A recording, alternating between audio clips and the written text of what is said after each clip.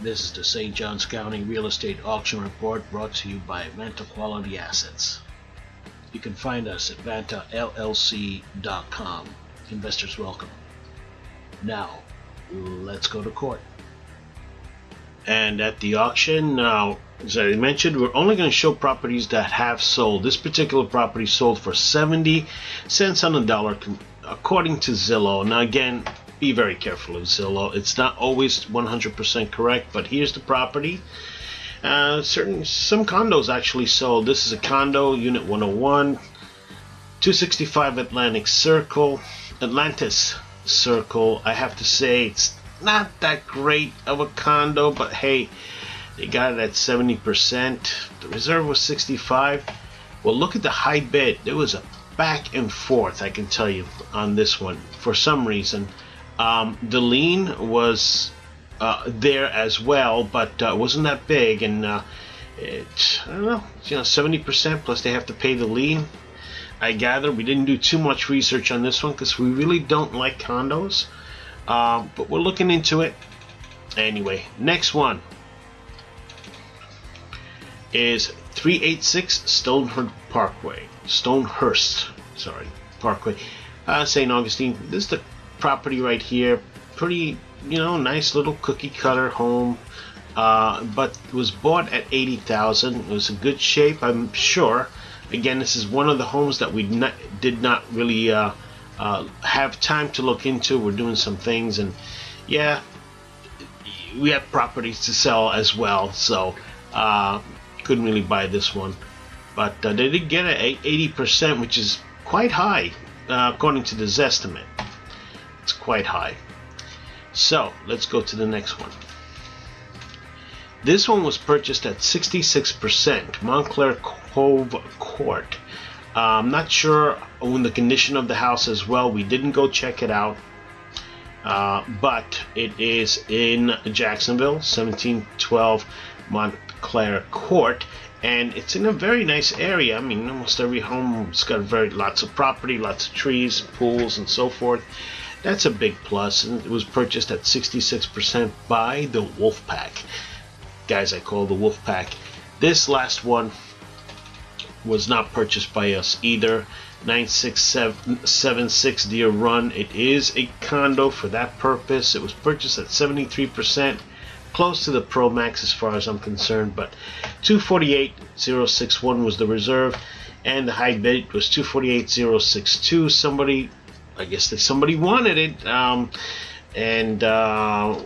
we didn't really do much research on this. I have to say we do have we are changing our strategy, and we have quite a few houses that we have to sell still. So there's so much money going around unless you want to invest with us.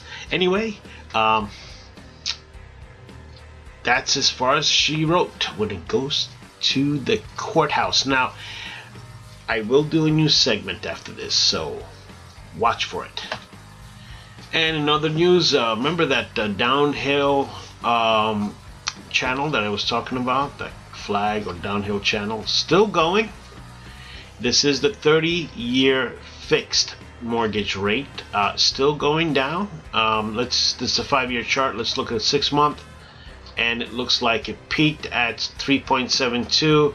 It is now around 3.64, 3.65. Main thing is, remember I was talking about this little head and shoulders pattern. Main thing is, it is falling, and still falling. And is that good or bad? Well, it's good for companies like Toll Brothers. Look at that. Their stock is high. It's the highest. Hey, Rich, the highest. Now, when you talk to me about the stock market and stuff like that, I have to say that I am not very convinced that it is a free market. Okay, and that's all I have to say about that. But this is a 5-year chart of Toll Brothers, 5 years back. We're talking 2010 here. Look at that, 2010. I'm not into buying stocks, okay? This again, for the aforementioned reason. But let's look at a 10-year chart. Let's see what kind of area that it's in, and it was not this high. Some can say, "Oh, this is a cup and handle," or "This is a elongated head and shoulders pattern. No, here's the head, here's the left shoulder, here's the long right shoulder, big head. Please, okay, please. This market is fixed. It's admitted.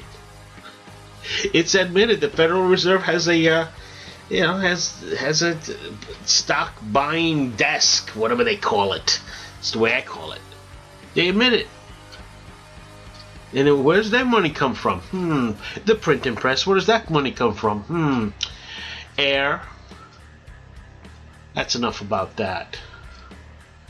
So, it seems to be good for companies like Toll Brothers. I wonder if this little bubble here is going to go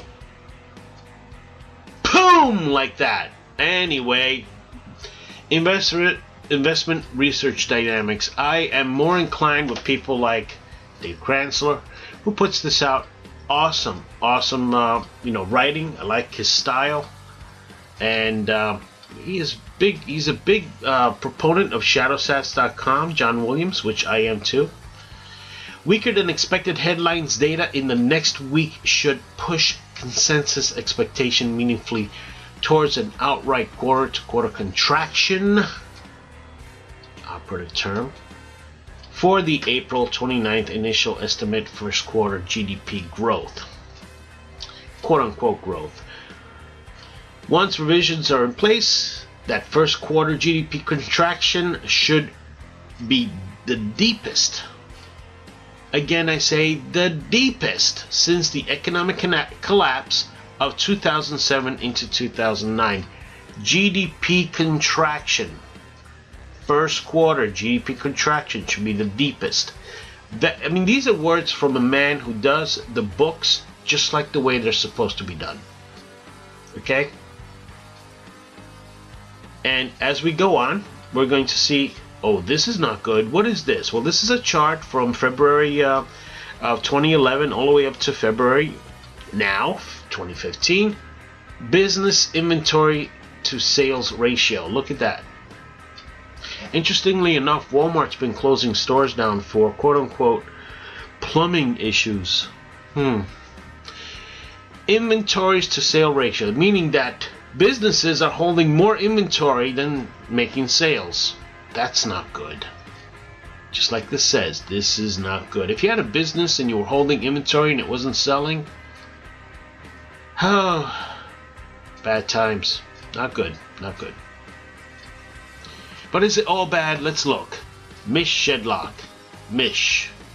Yes, inconceivable. Negative interest rates on mortgages in Portugal and Spain with Italy on deck. And by the way, Greece is Grexiting.